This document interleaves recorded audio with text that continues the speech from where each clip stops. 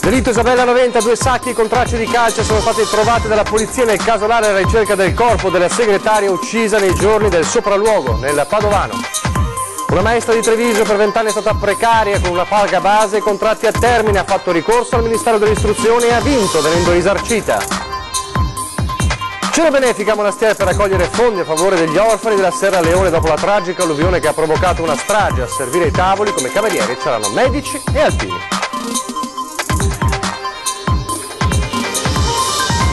Telespettatori di Antena 3, buongiorno, ben ritrovati, la prima edizione dei nostri telegiornali che si apre parlando di referendum sull'autonomia. Mancano ormai 3 giorni alla consultazione, l'attesissima consultazione del 22 ottobre, sono 3 giorni, gli ultimi, che vengono resi bollenti da scontro con Roma sulla questione. Abbiamo raccontato ieri dei 2 milioni chiesti dal governo per le forze dell'ordine ai seggi, garantire la sicurezza ai seggi, e poi soprattutto dallo sgambetto dell'Emilia Romagna, che proprio ieri ha firmato un accordo di intenti con il governo sulla questione autonomia, una vicenda, una decisione, un passaggio che divide il PD al suo interno, mentre la Lega insorge e dice è soltanto fumo.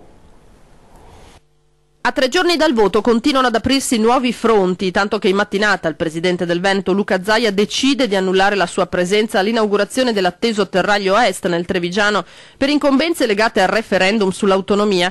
I grattacapi si susseguono a partire dai 2 milioni di euro che il Ministero ha chiesto a Veneto e Lombardia per pagare le forze dell'ordine che dovranno presidiare i seggi. E mentre ci si interroga se questo per il governo, come l'ha definito la stessa deputata del Partito Democratico Simonetta Rubinato, non sia un autogol, se cioè non sia di incentivo ai veneti ad andare alle urne piuttosto che il contrario, arriva alle regioni del nord l'ennesimo schiaffo, o almeno così lo si vuol far percepire. Il premier Paolo Gentiloni e il presidente dell'Emilia Romagna Stefano Bonaccini hanno firmato l'avvio della trattativa per l'autonomia. Senza referendum, quello del Veneto per Bonaccini è inutile e senza spese. Avvio della trattativa non significa autonomia e per la Lega definire sospetti i tempi di questo accordo è un eufemismo.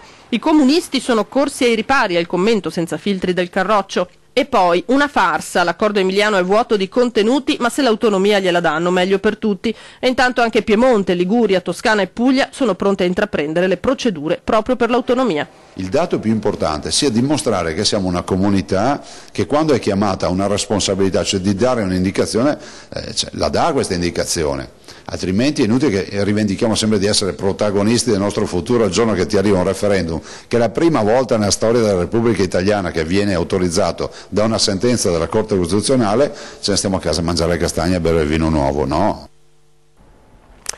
Dalla politica alla cronaca, dal referendum alla cronaca, perché? Perché sapete ormai anche nel territorio veneziano da tempo è arrivata la cosiddetta droga di Hitler. Sono pastiglie che somigliano all'ecstasy ma sono molto molto più potenti, causano danni terribili al cervello. C'è stato un blitz antidroga proprio in merito a questa sostanza stupefacente da parte dei carabinieri di Mestre, con un grosso sequestro di droga. Ce ne parla Ilaria Marchiori in diretta telefonica da Mestre. Ilaria. Sì, buongiorno da Venezia. Si è da poco conclusa la conferenza nella sala stampa dei carabinieri di Mestre, che hanno arrestato martedì un insospettabile 50enne bengalese incensurato e regolare in Italia per importazione internazionale di droga. Nello specifico l'uomo, che viveva in provincia di Viterbo, dove tra l'altro lavorava anche come cuoco, è stato fermato all'aeroporto di Tessera ed era in possesso di circa 2500 pasticche di Yaba, la cosiddetta droga di Hitler o droga della pazzia, che si sta diffondendo prepotentemente soprattutto tra i giovani.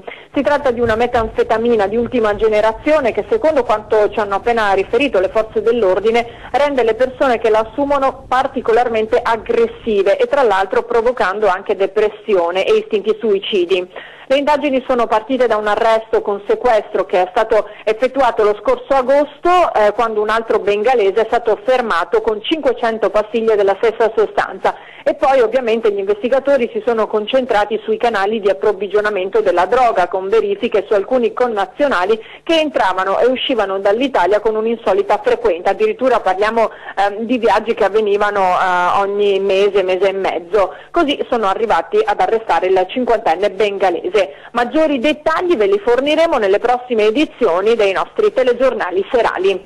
Da Venezia è tutto, restituisco la linea allo studio. Grazie Ilana Marchiori. Noi ci spostiamo nel Vicentino, a Romano de Zelino, dove c'è stata una notte di super lavoro da parte dei vigili del fuoco e anche notte di paura per spegnere il rogo che ha devastato un capannone. Ci dice tutto in diretta telefonica Barbara Todesco. Barbara.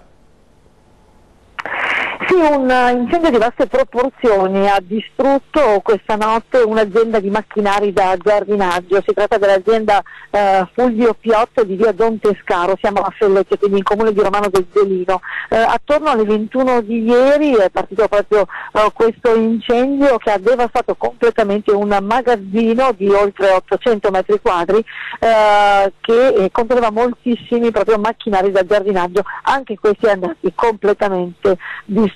La chiamata al 115 è arrivata dallo stesso titolare dell'azienda e sul posto sono intervenuti i vigili del fuoco con 7 automezzi e 19 operatori arrivati non solo da Bassano ma anche da Vicenza, Cittadella e persino i volontari di Tiene, che da quell'ora fino all'1:30 di questa notte hanno lavorato riuscendo a contenere le fiamme e a circoscriverle prima che arrivassero alla zona adibita alla vendita.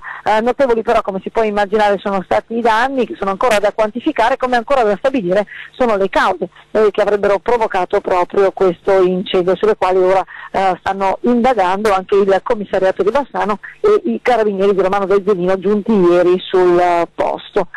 Come detto, completamente distrutto. Oggi sarà il giorno in cui si quantificano i danni e, come dicevamo, sono comunque fin d'ora evidentemente ingenti. Da Romano del Zelino per ora è tutto, vi restituisco la linea. Grazie a Barbara Todesco. A Castelfranco stamane un drammatico incidente intorno alle 7:30 in Borgo Treviso, l'incrocio con via Rossini, una studentessa di 16 anni che stava andando a scuola. Si trovava nei pressi dell'attraversamento pedonale quando è stata travolta da un'auto, una Golf condotta da un 57enne del posto. La ragazza si trova ora ricoverata in gravi condizioni all'ospedale Cafoncello di Treviso, dove è stata trasportata d'urgenza dopo i primi rilievi da parte dei medici. Ancora da capire la dinamica del grave sinistro. Come ricorderete, ci spostiamo nel Padovano. Nei giorni scorsi è stata effettuata, a Noventa Padovana, sono stati effettuati i sopralluoghi della scientifica con i cani molecolari e georadar in un casolare alla ricerca del corpo di Isabella Noventa, la segretaria uccisa dalle 3 persone che sono imputati, i fratelli Sorgato e Manuela Cacco. Ebbene, non è stato trovato il corpo, ma sono stati trovati 2 sacchi contenenti tracce di calcio che potrebbero essere molto utili alle indagini. 2 sacchi con tracce di calce. Al termine del sopralluogo della polizia nel casolare di Noventa Padovana, alla ricerca del corpo di Isabella Noventa, gli investigatori hanno sequestrato dei sacchi rotti e consumati, ma che comunque avevano contenuto della calce, e così lo scenario si fa inquietante. E se gli assassini di Isabella avessero usato proprio la calce per far sparire il corpo della 55enne nel gennaio del 2016, la calce tra l'altro è una sostanza che facilmente fa perdere l'orientamento ai cani molecolari, impiegati anche questa volta nelle ricerche. Ora la polizia scientifica dovrà analizzare sacchi e calce per capire se ci sia qualche traccia che può ricondurre a Isabella. Se, come è ormai certo, il corpo non è stato gettato nelle acque del fiume Brenta, allora l'ipotesi che sia stato nascosto in qualche posto non lontano dall'abitazione di Freddy Sorgato, il suo ex fidanzato, potrebbe essere quella giusta. Tra l'altro è emerso in queste ore che il fratello di Isabella, Paolo Noventa, aveva chiesto di poter prendere in affitto un'area nei pressi del casolare per poter condurre nuove ricerche scavando nella proprietà. L'operazione però si è bloccata, con i proprietari che, dopo aver dato la disponibilità ad affittare, hanno cambiato idea. Allora parliamo di donne giovani e anche giovanissime ragazzine nel mirino. Partiamo da una vicenda terribile che arriva da Vicenza, con delle foto che hanno trasformato la vita di una ragazzina, di una 14enne, in un incubo. Ci racconta tutto Gabriella Basso da Vicenza. Buongiorno, la storia purtroppo che vi raccontiamo oggi da Vicenza è figlia dei tempi moderni e vede protagonisti due ragazzini, internet e i cellulari. Lei è una ragazzina di 14 anni che frequenta un istituto in città, lui 17 anni, di mezzo delle foto della 14enne nuda spedite per errore al 17enne. Lei voleva solo trasferire attraverso il Bluetooth del telefono le immagini del concerto di Vasco Rossi, video troppo pesanti per essere spediti con WhatsApp o via SMS. L'ho fatto senza sapere però che in quel modo apriva il telefono all'invio di tutte le sue foto, un errore che ha pagato a caro prezzo. Il 17enne, anziché avvisarla e magari cancellare le foto imputate, ha pensato alla cosa peggiore, le ha inviate a qualche amico che a sua volta le ha inviate ad altri, così finendo nei cellulari di tutto l'istituto. Uno shock per la 14enne che sconvolta non si è fatta più vedere da giovedì scorso, è a casa con l'influenza. Di quanto accaduto è stata avvisata anche la polizia postale, la questura e il procuratore per i minori di Venezia. Tutti coloro che hanno diffuso quelle immagini ora rischiano una denuncia per pedopornografia. Da Vicenza è tutto, la linea torna allo studio. Grazie Gabriella Basso. E poi ci sono i continui, incessanti, costanti purtroppo casi di stalking, nonostante le sensibilizzazioni sulla violenza alle donne. L'ultimo caso viene da Campo San Piero, nel Padovano. Innamorato respinto continua a perseguitare la sua ex, una commessa in un negozio di Campo San Piero. Dopo l'aggressione in centro nei giorni scorsi mentre usciva dal lavoro, ieri la 35enne ha incontrato l'uomo, un 50enne di Bassano. Durante il mercato rionale si è spaventata. Oltre agli incontri e ai pedinamenti, l'uomo continua a pressare la sua ex inviando le foto e messaggi sui social. Non si arrende all'idea della fine della loro storia. La donna angosciata si sente perseguitata e si è rivolta ai carabinieri presentando denuncia per stalking. A Venezia invece adesso cambiamo anche argomento, pur rimanendo nella cronaca. Resta forte la piaga delle borseggiatrici, non solo per i furti ma anche per le risse. Si sono azzuffate con violenza sotto gli occhi di passanti e turisti che nulla hanno potuto fare se non richiedere l'intervento delle forze dell'ordine. A darsele di santa ragione a Venezia in Campo San Maurizio due giovani borseggiatrici. Si saprà poi che potrebbero essersi azzuffate per ragioni di denaro o di spartizione del territorio in cui operare. Il condizionale è d'obbligo perché le due ragazze se la sono data a gambe levate prima dell'arrivo degli agenti di pubblica sicurezza e perciò l'episodio è legato al racconto dei diretti testimoni. Una delle due giovanissime ha rimediato una ferita alla testa causata da un colpo che la contendente le ha sferrato con una bottiglia di vetro. Ora le forze dell'ordine stanno cercando di fare chiarezza sull'accaduto. Sembra che qualche commerciante abbia riconosciuto le due ragazze che sovente si aggirano nella zona a caccia delle loro prede. Di più, qualcuno potrebbe aver scattato qualche fotografia e girato un video che ritrarrebbe le due borseggiatrici proprio durante la violenta lite. L'episodio non è isolato. Le cronache delle scorse settimane hanno raccontato della rissa che ha avuto come teatro il piazzale della stazione Santa Lucia, quando 9 ladre si accapigliarono furiosamente per questioni di dominio territoriale. Torniamo dalla Marca trevigiana, adesso torniamo a parlarvi del caso di Stefano, il 50enne di Susegana affetto da sclerosi multipla che ai nostri microfoni ha gridato lunedì tutto il suo dolore e la sua rabbia perché si sente abbandonato dallo Stato e per questo ha detto anche con disperazione è meglio a questo punto morire in Svizzera. Dopo il nostro servizio si è subito attivata l'ULS 2 Marca trevigiana. Ho detto più una volta a mia moglie che se va avanti così andiamo a fare 3 giorni di ferie in Svizzera, a spese mie, perché così non è vita. Le toccanti parole di Stefano hanno scosso tutti i veneti, ma non solo. La sua storia è arrivata anche al direttore dell'ASL Francesco Benazzi, che si è messo personalmente in contatto con Stefano. Io ho sentito stamattina il signor Stefano D'Ambros, io adesso sentirò i miei collaboratori per quanto riguarda questo, perché essendo un caso così importante, la sclerosi multipla eccetera, ritengo che sia doveroso che il direttore generale venga a conoscenza di queste cose. Stefano D'Ambros, rosso, 50 anni, ex operaio di Susegana, è affetto da sclerosi multipla degenerativa dal 1990. Dal 2010 però le sue condizioni sono peggiorate tanto da costringerlo all'immobilità. La sclerosi è una malattia in continuo mutamento, come le esigenze dei malati che purtroppo ne soffrono. L'ASL di Conegliano ci aveva promesso degli ausili per Stefano, non meno che una carrozzina, e dopo la sistemazione del bagno per i servizi igienici, una una sedia per la doccia. Non c'è stata comunicazione forse neanche tra i nostri servizi e la persona, comunque da oggi in poi prenderemo in mano la situazione e anche le cose che ha richiesto oltre a quelle che già diamo sicuramente le saranno date. Stefano è soddisfatto della risposta della ASL, ma ancora si chiede che fine abbia fatto il contributo regionale per le spese che ha dovuto sostenere nella sua autovettura e nella casa. La regione avrebbe dovuto rimborsarlo del 36% della spesa e lo dice lui stesso, rivolgendosi al governatore Zaia. Che lui dice di essere tanto vicino alle famiglie bisognose, che tutto va bene, che tutto è in regola. Se queste cose qua sono cose dovute per sbaglio loro, non lo so. Ancora la sanità trevigiana, si è chiusa la vicenda giudiziaria di Gian Antonio Favero, accusato di aver dirottato i suoi pazienti dell'ospedale pubblico in una clinica privata riconducibile alla sua famiglia. Il medico ha patteggiato un anno e dovrà versare 100.000 euro all'azienda sanitaria.